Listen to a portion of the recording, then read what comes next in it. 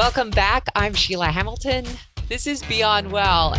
Hi, John. Hi, Sheila. And we are in what we're calling Dry January, along with our partners over at Fora Health. And today we are doing the second half of the episode featuring Mike Hovey and Stephen Milanese. These are two guys who spent decades of their life in serious drug addiction. Decades. And their paths to recovery are completely different, but they're both now in the helping world of trying to get others to see that recovery can be such a beautiful, joyful life. It's Beyond Well and the interview with Mike Hovey and Stephen Milanese.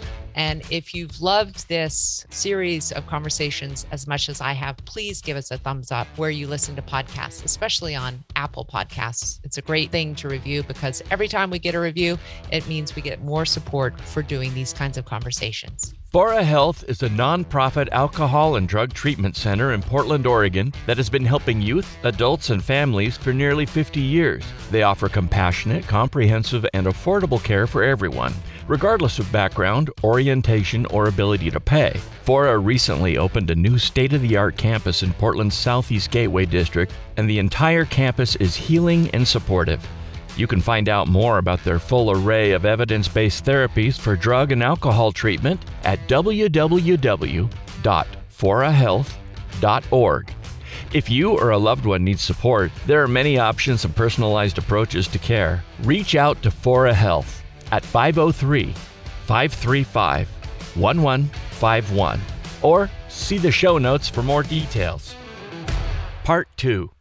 Stephen Milanese. Stephen, it is so wonderful to meet you. How are you today? I'm good. Thanks, Sheila. I have been so looking forward to this interview in particular because I was so inspired by your story of recovery. But to catch everybody else up, could you please talk to people just a little bit about your own story of addiction?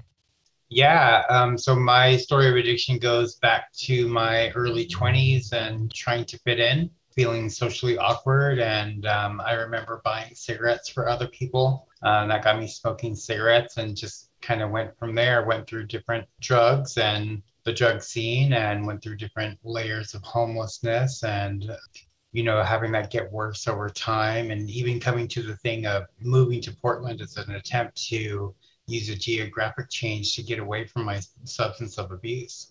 But what I found when I got here, that it wasn't my substance that was chasing me, it was me. So, you know, finding the same thing as soon as I got here. I'm wondering if you have strong reactions when you see the increase in the number of unhoused people who are clearly using, just how it hits you emotionally. I do. Yeah, I see, you know, when you drive downtown and you see the tents everywhere, it is not like it was in the past. And part of me just doesn't understand it. It is scary. And I wish it could reach more people. No kidding. Well, I'm hoping that this is what this does to provide some sort of helping hand to people who might think that they're at the bottom and there is no chance for recovery. I'm really enjoying this series with Fora Health. Yeah. So many people who have been homeless and using drugs think this is it. There's no option for help. Nobody cares about me. What would you like to tell those people? Oh gosh, it's so hard to reach somebody when you're there. I remember being there mentally and not wanting to hear the things that other people had said and thinking that it was so hard to just get my daily needs met. Where am I going to sleep tonight? Like, how am I going to stay out of the sun enough that I feel well enough to keep going for the next day? You really can't focus on the long-term goals. So what I would say to those people is to give in to the help that is being given in different forms and to seek out services. And I always tell people, head for a metropolitan area, go to where the services are. Yeah. What prompted you to keep searching for openings and for this kind of assistance? What voice was there or what longing was there to actually get healthy?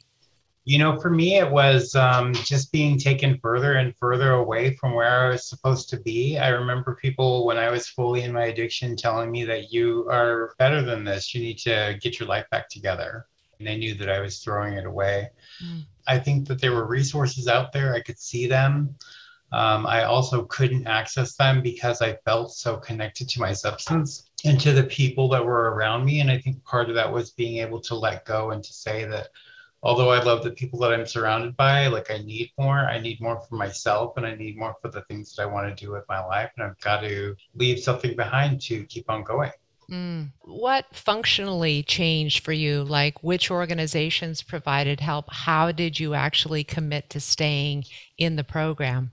CCC was a big help for me. So was LifeWorks. Hmm. I went through the Central City Concern homeless shelter Yeah. and then over to the Clark Center a couple of times. Those were super helpful for me. It gave me the structure where I could thrive in, and I knew that myself I could comply. That was one of my benefits of being able to be in a program is that I could do this as other people laid out. So from there I could access those other services. Could you talk a little bit about specifically what happened in treatment for you that made you realize, oh my gosh, I can do this? Oh gosh, well, I'm still friends with my counselor, How wonderful. with one of them from LifeWorks. I went through LifeWorks, and I actually was there for a good period of time in treatment, and I just remember it. All the information, all the skills, especially DBT, it just kind of clicking with me Mm. and just understanding these processes kind of instinctually and thinking to myself that as I learn, and if I go into teaching, teaching is going to help me relearn every day, just like some people will do, like the steps in AA or NA.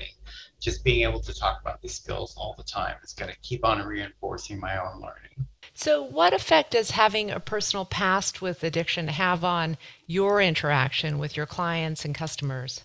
Well, we try to avoid transference and countertransference, of course, but sometimes it's just having that quick understanding of what somebody is going through. I think it gives us a leg up a lot of times. Like somebody can just tell us a brief snippet of a situation, and our minds go into just several different lanes of thinking. It's like it could be this, it could be this, it could be that that's going on, and maybe give us a wider range of ways to respond to these things. How do you end up using this knowledge with people who might be unaware that you actually have been in their shoes and walked their walk? Are you open with them about your past? I can be open with them about the past. Of course, I've got to check in and see, what is their intention on asking questions in that area, how it's Yeah. going to help them, or if it's going to actually harm their treatment. I mean, their perceptions of me as a counselor and my effectiveness with them can be altered by that knowledge. So I've got to be really careful and just pepper a little bit of disclosure here and there when it's helpful. But I think there are times when somebody can talk about how something feels and I Mm. can just respond with the validation. I know what you're talking about, and go into that a little bit more. It helps a person feel understood and not so alien. Yeah, absolutely. This allyship has got to be so important. And it would seem to me that as a recovering addict, that it's always very dangerous to be hearing about the exploits and what may seem as fun to those people when they're talking about their lives, because it may reactivate to you either old traumas or old wishes. Hmm. How do you deal with that? I would say that some things that people talk about are definitely activating. Yeah. Lifestyles, choices, some of it was just so much fun. But I also think that as a recovering addict, you've got to be able to validate what the substances did for you and the things that you were getting out of them Mm. in the way that if you don't give it its due, if you don't understand what you used it for, then you can't get past it. Oh, now this is a really interesting part to me because I think for people to understand that oftentimes the substances or the way we numb out or the way that we socially drink is all to be able to get through certain things, correct? Yeah. And Yeah. so were you self-medicating for prior trauma? Yeah, I would say that for myself, a lot of it was feeling socially awkward growing up. I was a gay person and wasn't out when I was younger, if that makes Yeah, sense. My family didn't know, and so part of my childhood was just kind of blocked off by coping with the fact that I was trying to hide something at all times, which made me yeah. socially awkward. Does that make sense? Absolutely. And if you just look at the data on LGBTQIA and substance abuse use, it's way higher, especially in those years when people are figuring out how to come out and how to be accepted. So, of Right. course, this Yeah. makes total sense to me. Yeah. And so in my early 20s, it was my way of finding my people Yeah. and, becoming, it was kind of like having my teenage years for the first time in my 20s, and I went too far. Yeah. Yeah. I understand it. Just in terms of your personal safety and your reliability as a human, I'd imagine. Is that what you're referring to? Yeah, Yeah. definitely. Just having too much fun and not really thinking about the future and just engaging in what I'd never had before and feeling comfortable with people. And also, one of the things that I teach my clients at all times is that if you're using substances to get past something that doesn't feel comfortable, like if you will get drunk and then go sing karaoke where you wouldn't before, or Yeah. if you will have a substance and then go dance where you wouldn't before. Like, you need to be thinking about increasing your comfort zone in different areas. You need to be finding different ways to get out there and do the things that you're wanting to do in your life without using a substance as an excuse. So, what do you think about the role of therapy when dealing with addiction? And would you talk to me about some of the therapies that you find most helpful in sort of the bringing about the aha moment for your clients? One of my favorites is actually super simple. It's stages of change. Okay. And it's literally just like identifying where you are. Because I feel like identifying where you are is kind of like a map. If you Yeah. know where you are, you can figure out where you're trying to go. Yeah. So if I know that I'm in the contemplative stage where I'm thinking about it, I know how to get to preparation is like I can call an agency and I can make an appointment. Right. That is literally a way of shifting yourself from one mode to the other mode. Understanding exactly what you're feeling and where you want to go. Yeah.